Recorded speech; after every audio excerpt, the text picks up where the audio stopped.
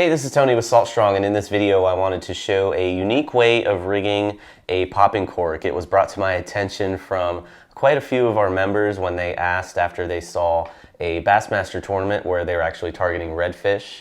It was a redfish Bassmaster tournament, and some guys were using an upside down float like this. It's just the standard, slotted popping cork with the cupped face, but they had it rigged upside down, and they were using a lipless crankbait as their lure.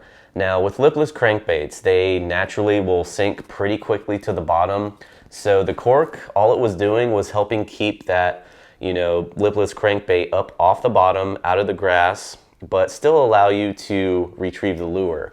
And it gives the lure a completely different presentation, because with these lures, you're normally retrieving them pretty fast and just straight steady reel with quite a few twitches in between, and they're naturally going to sink to the bottom, so they're not really a stop and go type of lure such as a Muradine or a suspending twitch bait. So when you add that cork on there, now you can keep that lure that naturally wants to go all the way down to the bottom and work it slower to get a strike.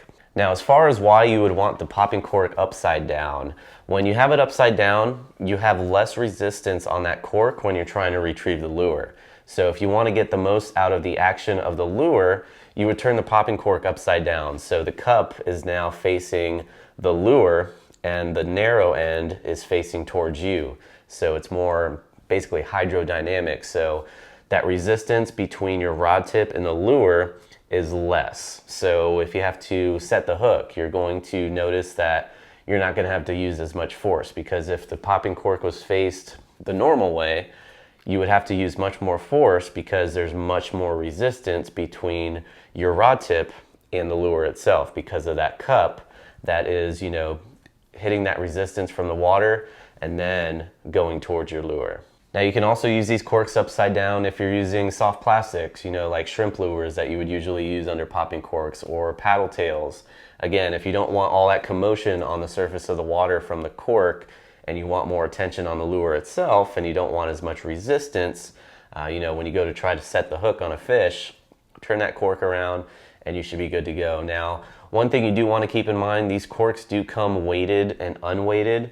You don't want to use the weighted version, because what's going to happen is that cork's naturally going to want to, sit down in the water, because the weight is typically on the bottom of that cork. So when you go to retrieve it, it's still going to create a lot of resistance. What you want is that cork to be sitting, nice and flat on the water, so when you retrieve it, it just goes straight towards you with less resistance. So again, just quickly wanted to share my thoughts on this type of rigging when it comes to these styles of popping corks. Now, I do not claim any ownership to this type of rig. This is just something that was brought to my attention and wanted to share my thoughts on it, so you can see the advantages of how this could work for you and help you catch more fish.